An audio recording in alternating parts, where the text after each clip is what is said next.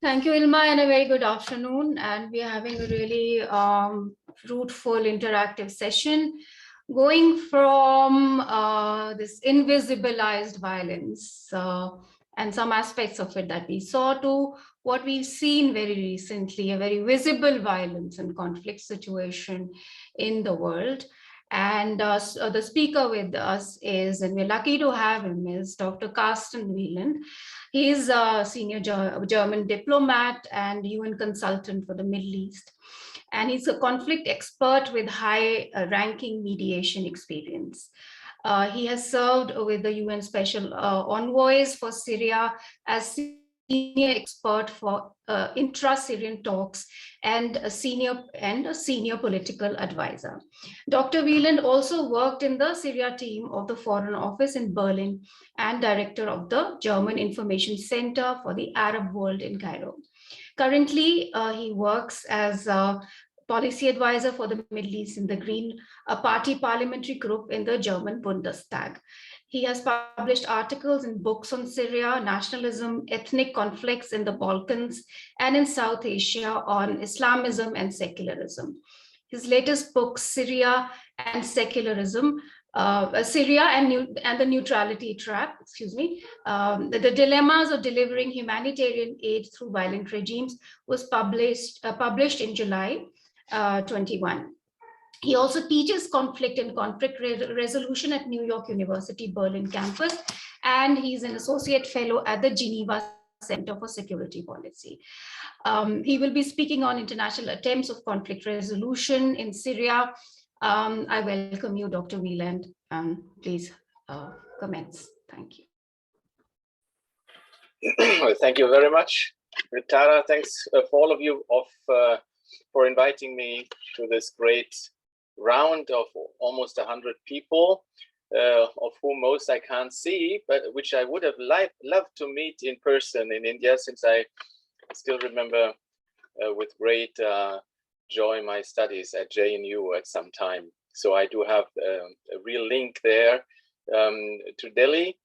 And actually, your discussion just now made me think a lot. And if you allow me, I would share a few reflections and try to build the bridge to my actual topic today, which is how to get from violence that we talked about to peace and the obstacles on the way to peace.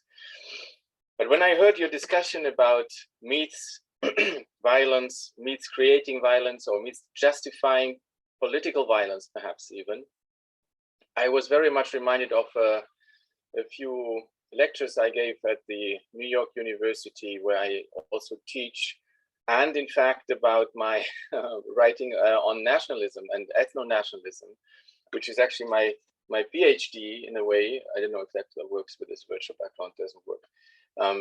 I can show it to you later, which is called, the book is published in India, by the way, A Nation State by Accident. It's like the politicization of ethnic groups and the ethnicization of politics. And in this context, I've been talking about meats that have created the justification of ethnic wars in the Balkans, and in comparison also in the Indian subcontinent. And for example, just I mean, we don't want to embark on another lecture, but I would just like to give the example that when you look at the Balkan War, how Bosnia, Herzegovina fell apart, how Yugoslavia first fell apart, and then into this republics. And one of the major myths the Serbian side quoted, and also as a justification for an expansive form of ethno-nationalism, was the myth of the Battle of Kosovo, of the field of Kosovo. So the Kosovo Polje, which is the field of Kosovo, this battle took place in 1489. And that's why there was the 500-year celebration in 1989, just at the transition from peace to war, when Yugoslavia had fallen apart or was about to fall apart, and when the Serb leader at the time, Milosevic, referred permanently to this Kosovo Polje battle of 1489 which was supposed to be a decisive battle that kind of entered collective memory of the Serbian people, and was something that was is looking for revenge, which was a defeat at that time. Now it's the time of the Serbs to a certain rebirth, to gain territory again from actually a surrounding that was basically crumbling and falling apart. And the funny thing was that 500 years ago, this was a time, a pre-national time, where Serbs as today's national Serbs didn't even exist. You can make the same comparison to Israel, where the Israelis and the Palestinians fight about who has been there longest. Was it 2,000 years? Was it 3,000 years when the Israeli people or the Palestinians didn't exist at that time? Israelis as such didn't exist at that time. So you take from history, from ancient history, notions that were not there, and you place them into the present. But there were certain events, singular events that you take out from the past, where a certain people, whoever it was, in that Serbian case, it was Orthodox people. They happen to have the Orthodox religion. And today's Serbs are Orthodox, but that doesn't mean that 500 years ago they were Serbs and had a national consciousness. They didn't. Neither did the Canaans, the people from Canaan that are deriving, that they are today, the Palestinians derive their descent from the Canaan people, or the Israelis who derive their some Israelis derive their national ancestry from the Jews who emigrated from Egypt into today's area of Israel. So you have a mismatch of different levels and layers, but still these myths can be very powerful in order to justify today's collective actions. And here one of the students said, yes, religious is a personal choice. In this context, religious becomes a collective political choice. Because when you look at the Balkan War, for example, and it was the same also in India and Pakistan and separation of India, etc., then if you convert people from one religion to the other, or if even only a single person converts from one religion to the other, it's not only a personal decision in that context, in that ethno-national context. It is changing from one ethno-national political camp into the other ethno-national political camp. And if you have a political instigation of mass conversions, that means you want to create more people of a certain kind in that political camp and reduce the wrong people on the other side. This goes even up to, you had it in the Bosnian sense as well, systematic rapes of Muslim women who then were kind of outcasts and could not marry again, and their babies were not Muslims. So this is like a personal religious affiliation becomes a collective and even political statement. And a conversion is not something that you have to only deal with your own consciousness. No, you're dealing with the whole political concept behind it. And that's why conversions have become highly controversial and political at that time. So that's some of the thoughts that, when you study nationalism, then you have different types of nationalism, and the particular nationalism that is very close to what I was just referring to is ethno-nationalism, where you tap into things of the past, whatever they are, and you produce something modern out of it. But you do use old material. And this old material is somehow in the consciousness of people because of education, religious education, state education, history, textbooks is a huge controversy in many areas, just precisely because it does form certain worldviews. And this old material, or even oral traditions, local traditions can be nationalized. That's very typical in India. Local gods suddenly get a national significance in a certain controversy. So you tap into the past, you tap into things that people already have in their minds because of certain education, etc., and exposure, and then you take it into the present political concept and into collective action of nationalism, striving for territory and state.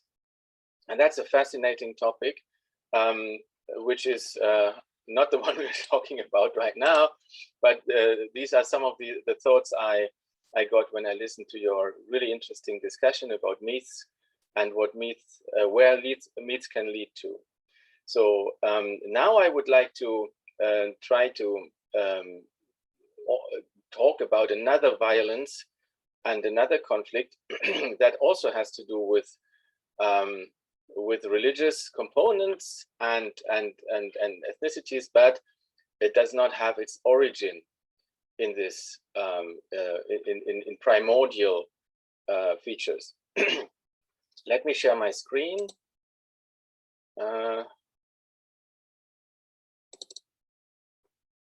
So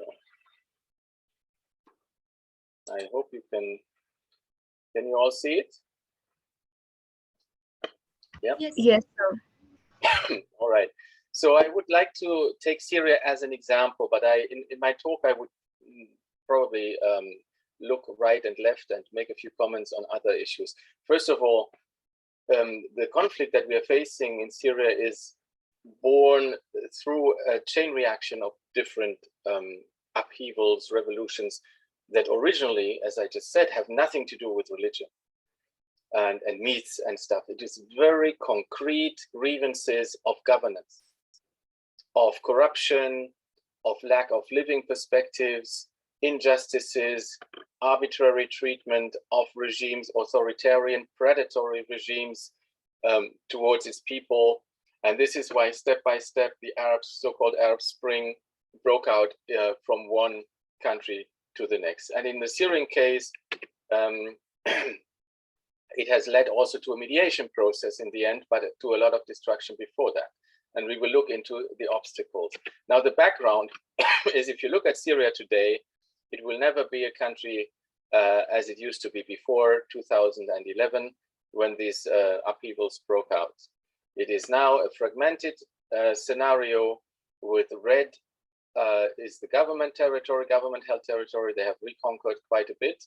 And then you have the yellowish northeast, which is ruled by an alliance of certain Kurds with tribes. And in the north, the green areas are actually occupied right now by Turkey and ruled by Turkish proxies.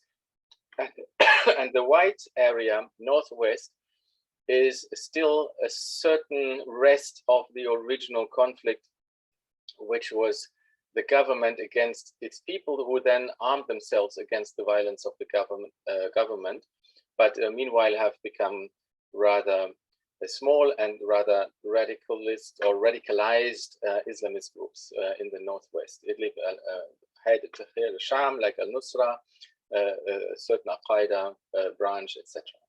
Now, this is a highly fragmented area. Also, the Americans are still there in the south, where it's green, but also in the northeast with the Kurds, it's a mess, so to speak. But as we said, it all started somewhere else. It all started throughout the Arab world, and the people thought that this would just go on like it.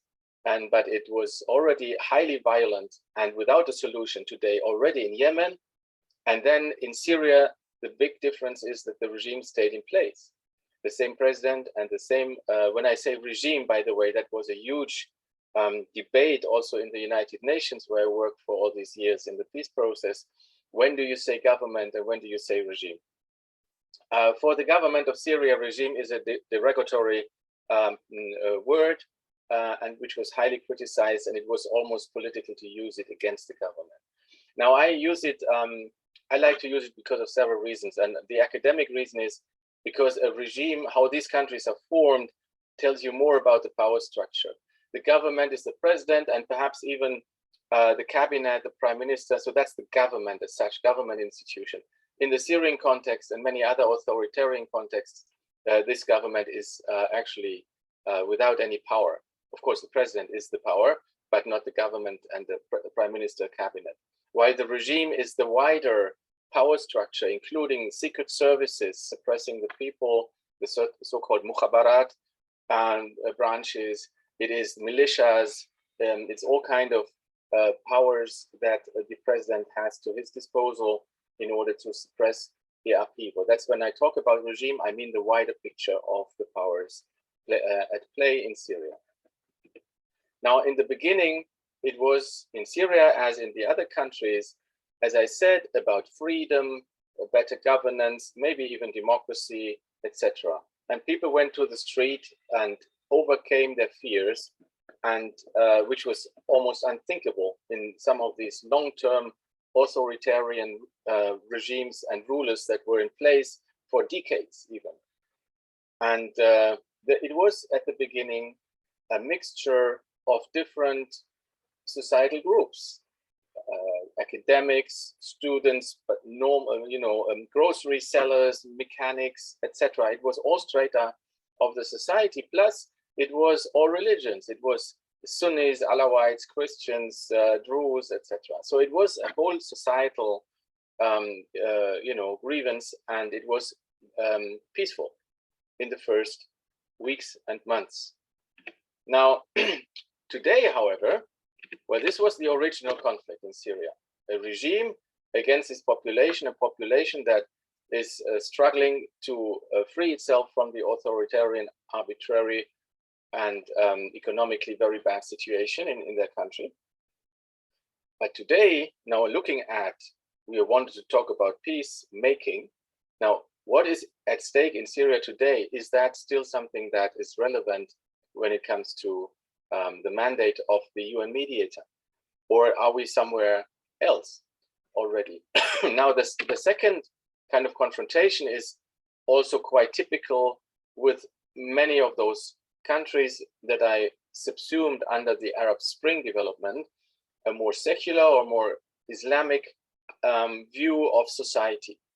And that is also, of course, true in Syria, and we have that reflected in the political representatives as well.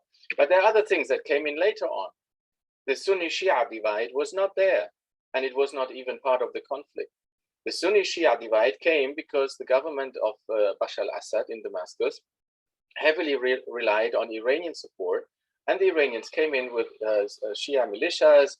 Even they were nationalized with Syrian nationalities and passports. So in the beginning of the conflict, only 2% were Shia, and now Iran is one of the most powerful players in Syria. So this religious aspect came in between.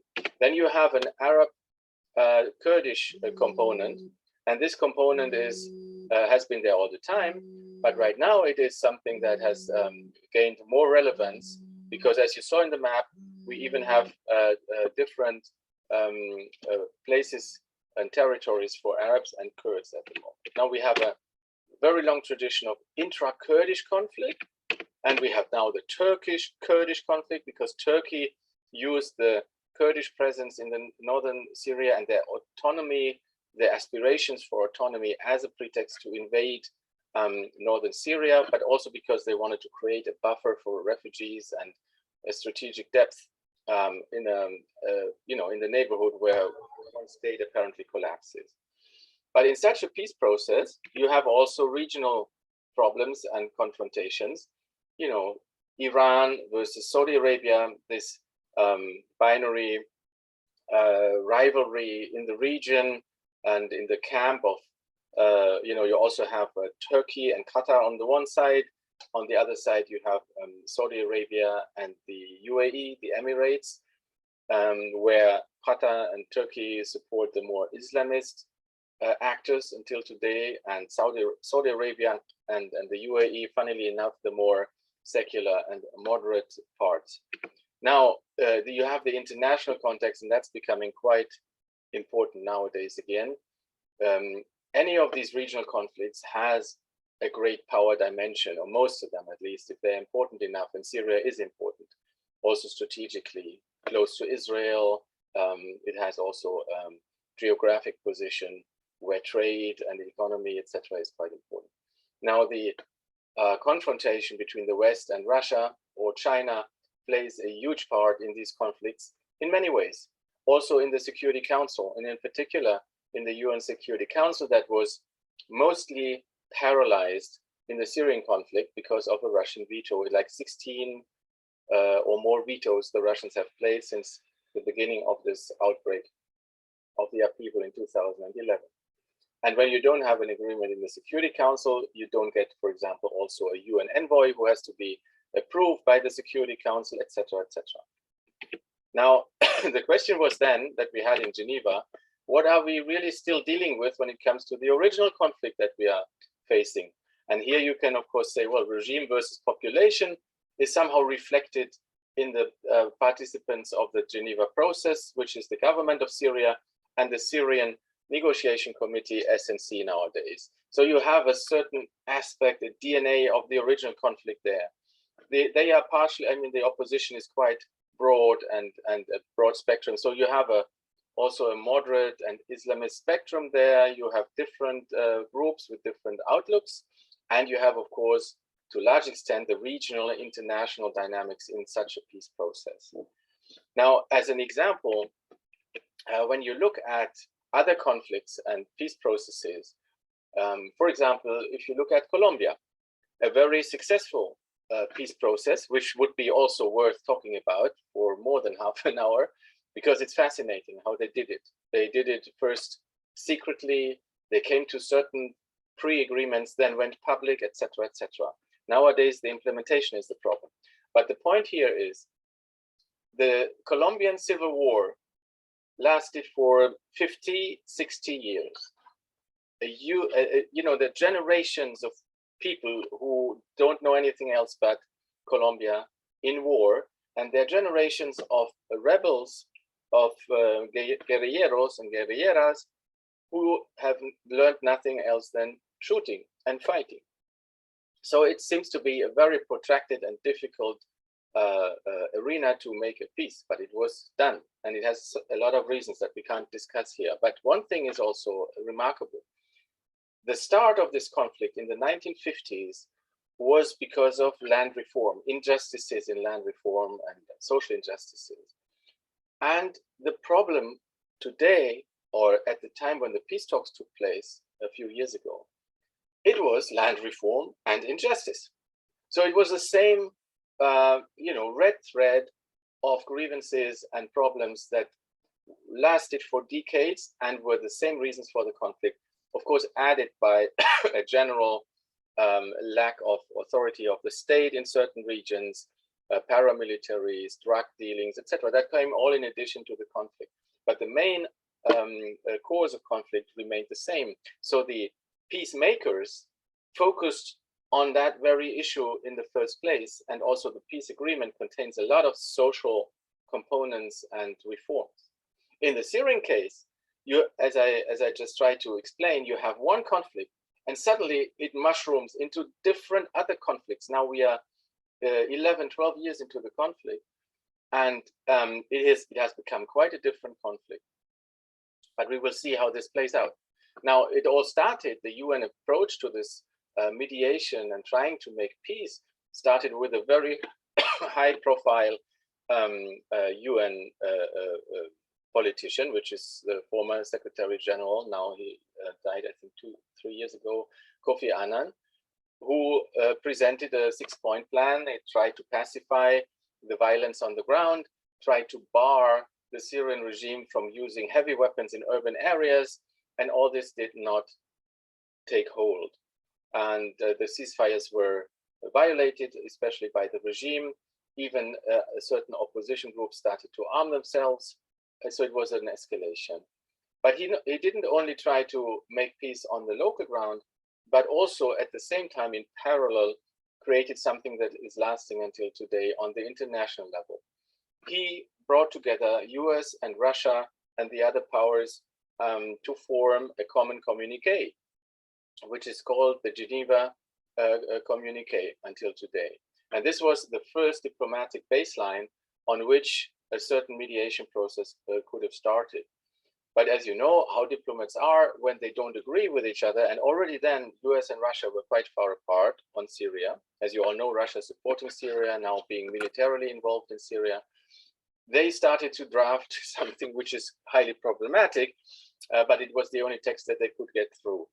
For example, they write that this conflict should be solved by mutual consent. And that's, of course, in such a polarized and asymmetric situation, it's highly difficult. Then they talked about, political transition. Of course, everybody wanted Assad to go, but he would never take part in a peace process where it's clear that he has to go. So you need to find something different. And also the Russians didn't want him to go. So they said, well, we will form a political governing, transitional governing body, TJB. It's a like kind of huge elephant there. Nobody really knows what that means. Does the TJB mean that Assad is still part of it or not? All these questions were left to the process itself. So that also is causing, of course, problems, because you don't have a certain congruency at the beginning of a negotiation. Everything is left to the negotiations themselves, and the main goal is bring these two parties to the table, or even more parties, and everything else we will see later.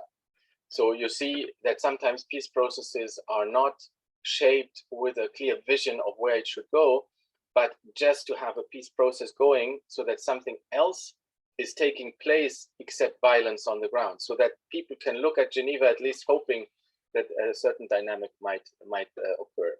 Now, Annan, he stepped down after 6 months in frustration, and it was Lakhdar Brahimi who took over, former Algerian foreign minister. This is when I joined his office, and he had a very classical approach on the mediation process, the classical state approach, and he mainly fell back on two pillars, the US and Russia, on this, and we had also a huge opening conference, which is also a tool for international peace processes.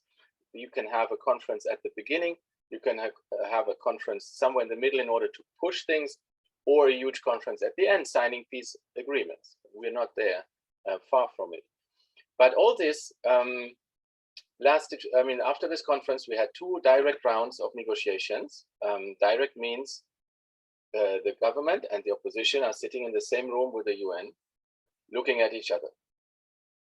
And it was interesting, the government head of the delegation, he came in, was sitting down, and he immediately turned his head towards us, the UN party, like the UN mediators, and he said, "Good morning, Mr. Brahimi." And he just completely ignored the other side. And in the press statements, the other side was still depicted as terrorists. So this is a very difficult atmosphere to start negotiations. There was one day, however, where the Syrian head of delegation came in, government delegation, and said, "Good morning, everybody." Wow, what a change of atmosphere.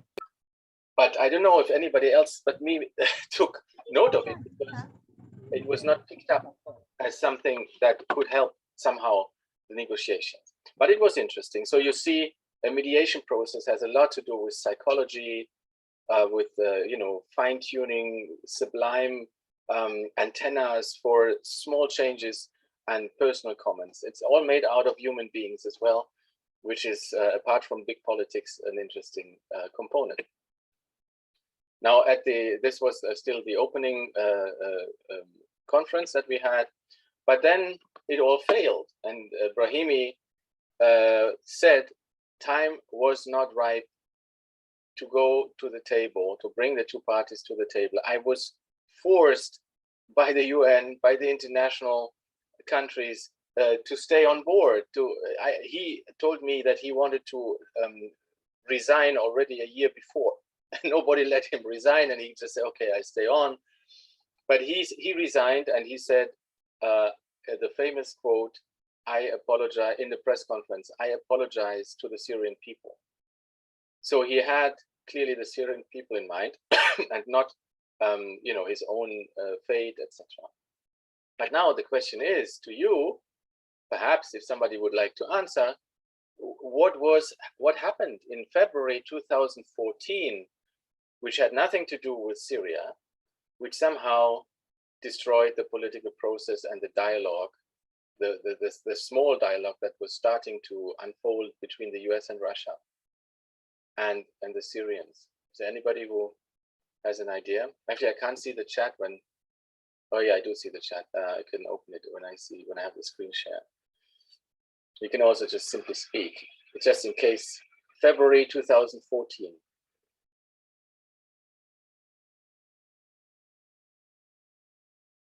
it shows how developments elsewhere can impact a peace arrangement or an attempt to create peace immediately somewhere else. Let me just mention Colombia again. In this rare case, all the players have the same interests. The US, Venezuela, Cuba, the Europeans, the other neighbors of Colombia were brought into the same boat. Although they had different ideological outlooks, everyone wanted peace at that very window of opportunity. At that very moment, they wanted peace in Colombia. And therefore, it had complete international support. Okay, now what happened in Syria was a revolution in the Ukraine, where they ousted the pro-Russian president, and a new system and government came in place. And you have the déjà vu, like I do. We are facing the same situation today, that the Ukraine crisis makes the US and Russia either not talk to each other anymore, as it happened in 2014, and if they talk, they only talk about Ukraine and about no other crisis in the world.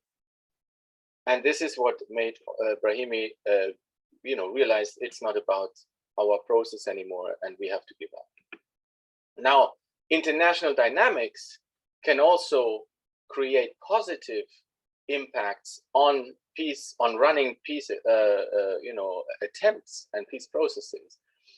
Now, there's another event that came in summer 2015, which helped us quite a lot, although it had nothing to do with Syria directly.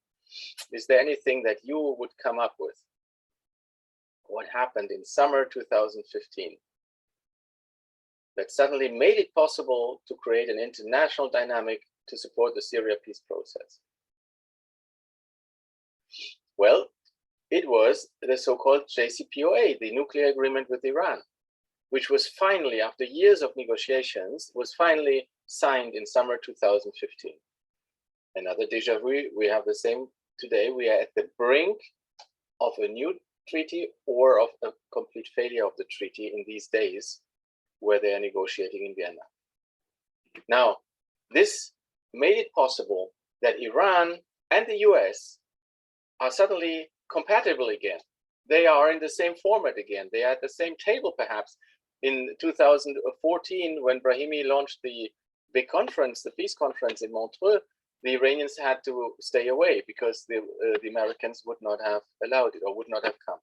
Now, it created a dynamic in Vienna, again, precisely in Vienna, where like 20-something countries came together and formed the International Syria Support Group. So suddenly you had an international traction here. And I'm just hinting at some of these aspects. And this, again, spilled over into the UN, into the Security Council, and created the mandate that is still the mandate today of the envoy to do the peace process, which is Security Council Resolution 2254. So this is how suddenly something different can play a major role, because as you all know, Iran is a major player in Syria, militarily, politically, etc. And without Iran, without a major player to the conflict, it's very difficult to reach a negotiated solution. Now, after Brahimi, de Mistura took over and was mandated by 2254 to start the Syria process. And I'm running a bit through it now because it's a bit late, and I would really like to discuss with you as well. But I would just like to pinpoint a few things here. De Mistura, unlike Brahimi, had a completely different negotiation and mediation approach. He did not rely primarily on the two big powers, although he did to a large extent, but he also created, I would call it a bit informally, like a theater around track one. Track one is the official track of the delegations. Track two is our meetings with, in that case, Syrians who are close to track one, who have something to say, and you could even have broker a secret deal in track twos. Track three is civil society that you can also involve in a mediation design. Now, he created the civil society support group in his office, where it's a huge outreach scenario with Syrians of all kind of different shades and shapes, and the Women Advisory Board, because the UN Mediation Office has also certain guidelines for modern, up-to-date mediation, and it says also that an inclusion of women of at least 30% of bodies that are created within the peace process is highly advisable, if not obligatory, etc. So he created the Women Advisory Board, invited women to discuss the same issues. But I have to say also that the polarization in such a huge conflict of polarization was comparable in the Women Advisory Group to the other track one, where also some women were present, of course, but not really enough. Anyway, so there was a lot of theater around track one. And but of course, the main parties are here's the government delegation, and in the front with the backs to us is the UN. You don't have at that time anymore a direct meeting. This was only in Brahimi times. The meetings were proximity talks. That means the two parties are in the same city or in the same location at the same time, but they don't meet directly. So you can see already that this whole process was drifting apart, and also the asymmetry rose more and more. The Syrian government became stronger because of the intervention of Hezbollah, of Iran, and of Russia 2015 in the end. Militarily, the opposition was on its withdrawal, and the opposition, which is here, was just there in Geneva, but didn't have much control on the ground anymore. Right? And here you see somebody with a military uniform that is a Syrian army uniform, although it's a defected general. And he wanted to make clear that I'm still supporting institutions, state institutions, but I'm against the government of Assad. And this, of course, caused us trouble with the government delegation, who asked us, to kick him out. And how can somebody like this provoke the Syrian government and come with such a uniform? Anyway, a lot of stories to be told about this process, but the real negotiations were taking part behind closed doors with an armed group here, an Islamist leader, and we made these deals behind the closed doors. And the scenario in the rooms themselves were often very formalistic speeches, etc. And unlike the Colombian peace process, the Syrian one was an open one. So the people went to the press after these meetings and sold their version respectively in the press conferences. The government talking about terrorism, the opposition saying Assad must go, but there was no atmosphere for real negotiations, unfortunately. And here is just a picture to show you how informally we also managed to get three contrary opposition groups together that were there, and it was a long mediated process where I took quite some part of compromises and so on only uniting the opposition, which is a small step when you look at actually you need to negotiate with the other side, the government.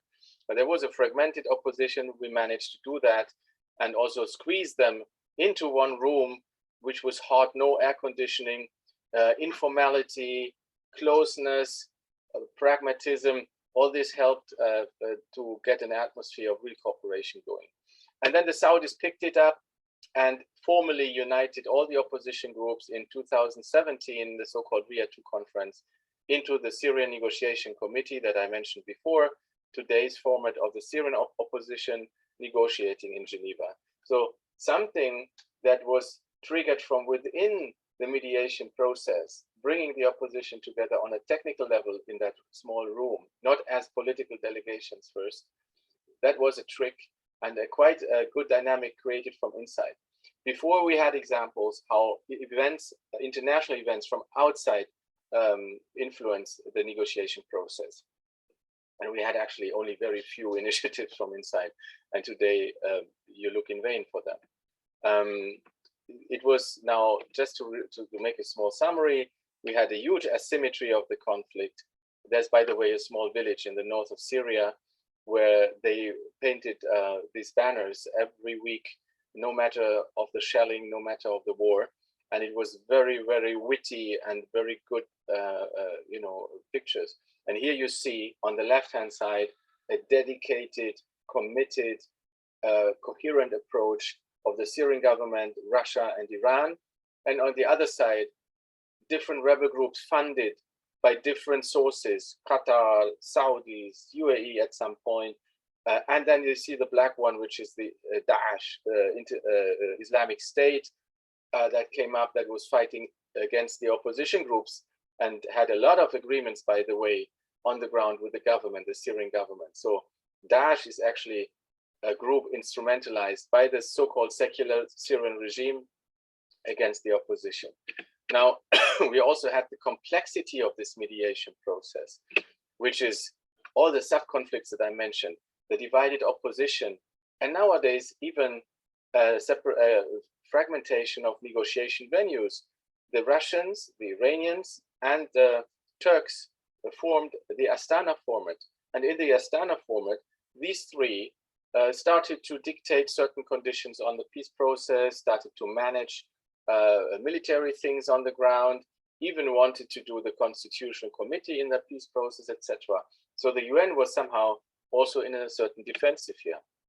The mediation design, we had to discuss all the time, what do we talk about with the groups when they come back to the table? What is actually something that has a chance to be talked about? Because we can't talk about the governance because the government will not allow it. And what's the format? What kind of opposition? Whom do we regard as official representatives or not? And then, as I said, the regional rivalries and the international shifts that we have experienced throughout the time when alliances changed. You know, Turkey is still in kind of supporting parts of the opposition, but is still in the Astana format with Russia. And Saudi Arabia, the king visited Moscow, and suddenly they stopped supporting rebel groups on the ground.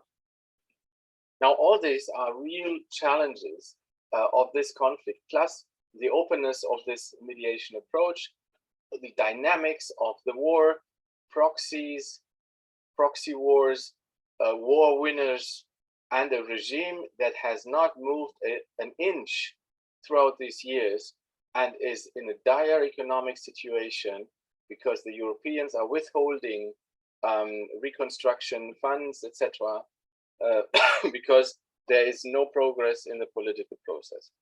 Now, I will leave out the rest. This is Astana, Sochi conferences organized by the Russians. Just to let you know that we are talking in this 2254 about 4 baskets, which is also part of the mediation design: governance, constitutional process, elections, and a security basket, and confidence building measures. Normally, when a negotiation starts, you have confidence building measures, release of detainees, etc., which has not taken place to a significant extent in our Syrian case. So there is no willingness of negotiations, especially from one side that is nowadays the even stronger side. And we are currently focusing only on the constitutional process, although we all know that with the constitution alone, with a piece of paper, you will not change the practice on the ground. So I think I will leave out the international dynamics because we want to discuss a little bit as well. And I can just, thank you very much for your attention and recommend you, if you like, and you're interested in problems of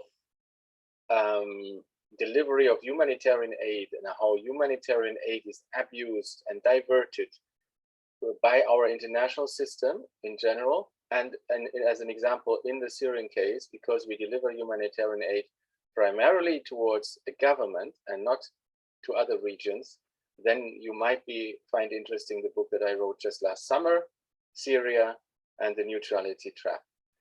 Thank you very much for your attention, and I'm looking forward to some questions. Well, thank you, Dr. Wieland. We were suddenly transported to a much larger context, of international relations and, the complexity of the politics and so many players and states that are involved in that entire process. Students, I'm sure you all also connected with it in different ways, and we welcome questions. You can raise your hand or just unmute yourself. and also the teachers, faculty who are also listening here.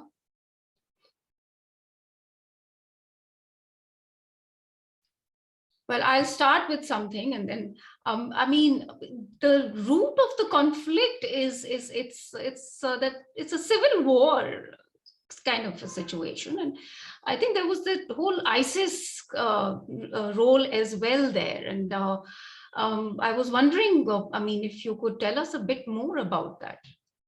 Yeah, I will get to ISIS, but let me first dwell on the term civil war that you use. Both in Bosnia and the other contexts as well, and Syria, I have refrained from this term because it depends also how you define it. But a civil war is somehow a war where groups of population are fighting against each other. And very often we connect civil war with the notion of a primordial definition of these groups, ethnic, religious groups fighting each other. And this, in the Syria context, is precisely the narrative of the regime. So they did not only use heavy weapons to clamp down on this movement, but they used propaganda in a way that this was, from the very beginning, an Islamist, violent, and sectarian, as they called it, we could say communal in India, sectarian upheaval and a civil war, which was even financed from other countries. So what I have mostly talked about is a popular upheaval against the government in place, but it has turned, of course, more and more into exactly the self-fulfilling prophecy that the government has launched in the very beginning, and a kind of civil war, where religious notions and ethnic notions are much stronger than before. Now, Daesh, or Islamic State, is a completely new actor. And it was precisely when Brahimi resigned, it conquered all these territories in 2014 in the Syrian east. And when Brahimi and I reflected about should he step down or not, so he was not decided at some point, I said we have probably good reasons for continuing, but probably we have also very rational reasons to stop it. But one thing should be clear, I told him, I said, as soon as you step down, we will stop talking about Syria as a whole.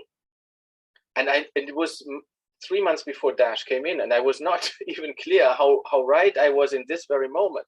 Because since then, also the Mistura started talking about local ceasefires, local actors, fragmentation. So Daesh as an actor managed to even fragment this scenario even more. Also, what it played into the hands of the government in several ways. It is a dangerous organization that does terrorist attacks abroad. Assad does not. He terrorizes his own population with the weapons he bought in order to liberate the Golan or against Israel, whatever the propaganda said. But he uses the violence against his own people. Daesh is using international terrorism. So Daesh was always much more dangerous for the Western countries than Assad. So suddenly Assad was playing on this tune, well, I'm actually the good one. You have either me or you have the Islamists. This was actually the theme of his father too. His father, Hafez al-Assad, was also known for this massacre in Hama in 1982. Hama is a Syrian city in the center of Syria. And it was like 30,000 deaths at that time, a huge number at that time. Nowadays we have 500,000 deaths. But it was always, here you have the terrorists, you have the Islamists, and in Damascus you have a secular regime where you do have coexistence of religious groups, etc., which is true. I mean, the Ba'ath Party and Assad's regime has been a multi-religious kind of structure, but it's actually self-interested. It's about the family clan, first of all, and then about the people, but it has never been against minorities because the Assads themselves are a minority, the Alawites. So they need other minorities, etc. And but the Islamic State has brought back this projection possibility. Here you have the really bad guys. And secondly, why it played into his hands, it was Daesh who was fighting against the moderate rebel groups on the ground that have armed themselves because they were attacked as peaceful demonstrators in the beginning by Assad's military and secret service. And Daesh did not fight against Assad. Assad, to the contrary, often left certain territories to Daesh so that they could flow into this territory. And then, like in the south with the Druze, they were threatened to say, oh, Daesh is coming, and they were calling Assad for help. So you see that Daesh played quite a significant role on many levels. Plus, interesting that it is a real transnational movement, if you like, because it is in Iraq and it is in Syria, and they bulldozed, literally, they bulldozed down the border crossing and the sand wall between Iraq and Syria. So they said, we are here to undo the colonial setting of this region, Sykes-Picot agreement that drew the lines on a drawboard in the Middle East, the border lines. So it created sympathies also among tribes that were separated by this national state, Syria, Iraq, etc. So Daesh played a function of several kinds and was not helpful to the narrative of the Syrian opposition, and also militarily not helpful to the Syrian opposition. Right, thank you. I think there is a question. So your view on present scenario in Syria, even after ISIS power has declined. So what is your view on the present scenario in Syria when ISIS power has declined and there's still American and Russian interference not getting over? That, I think. Well, the American and Russian roles in Syria are very different and cannot be compared. Russia entered the scene in 2015 as a clear party to the war and supported Assad with air power, and even took part in the many violations of international humanitarian law by targeting hospitals, medical facilities, bakeries, civil targets, which is tremendously overstepping red lines that we know from the conventions, etc.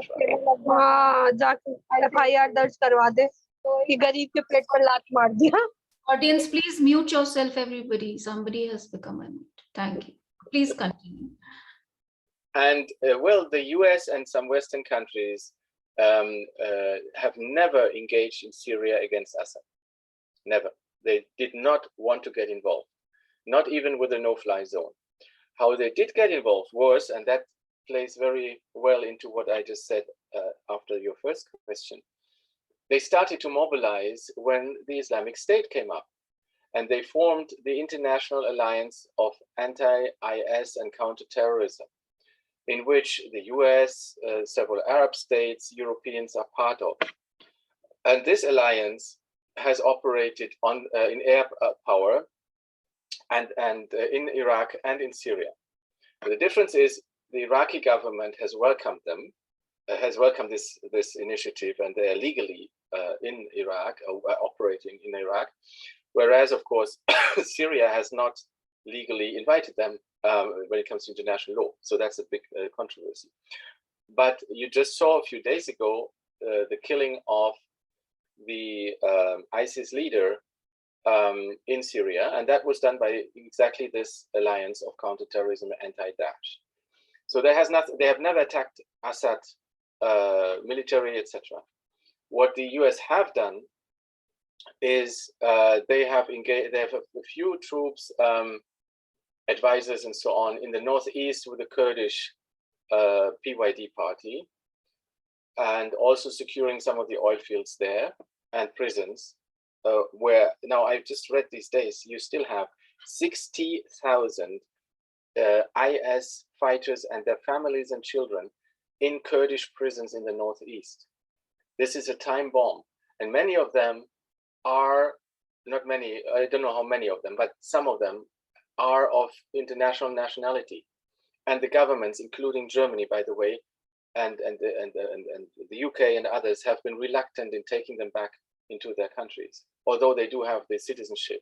So that's another international issue here, how to get rid of this aftermath of IS engagement. At the same time, you see that IS is rising, and it has about 10,000 fighters, active fighters in Iraq and Syria. Now, the US has decided to side with the PYD at some point because they thought the Northeast is the better Syria where reconstruction can take place. There's no Assad and so on. But they have also, as I said in the map, in the south at the border to Jordan, they have one single military base. And the reason is because they want to prevent the Iranian the Shia aggression, so to speak, from Tehran over Iraq and the Syrian land crossing into Lebanon and Hezbollah.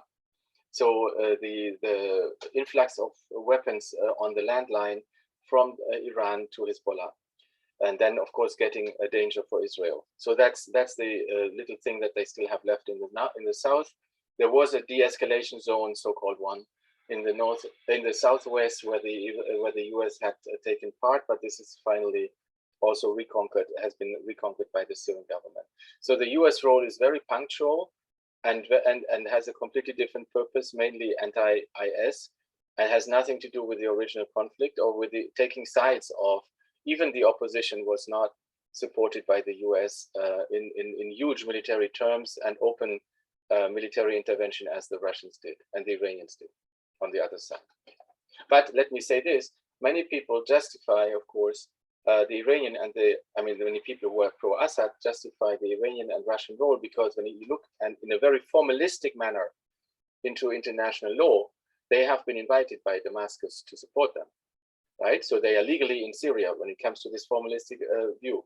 But the other view I have done also written about in this book is progressive international law does not know absolute hard state sovereignty any longer. Since the 1990s, the fall of the Berlin Wall, collapse of the East-West conflict, it has conditioned state sovereignty on how governments treat their people. So this conditioned look at Syria would mean then that Assad does not possess full state sovereignty anymore because of his massive human rights violations and the massive humanitarian tragedy. But this is a conflict of arguments, academic arguments, when they're in the field of international law.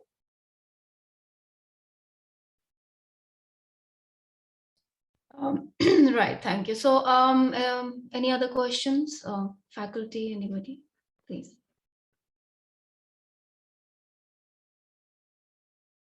Well, we can, there are some questions that were left in the earlier session and we will mail them to Dr. Vedic. Also, if there are any questions, we will forward these to Dr. Wieland as well. And we've had a very fruitful afternoon session.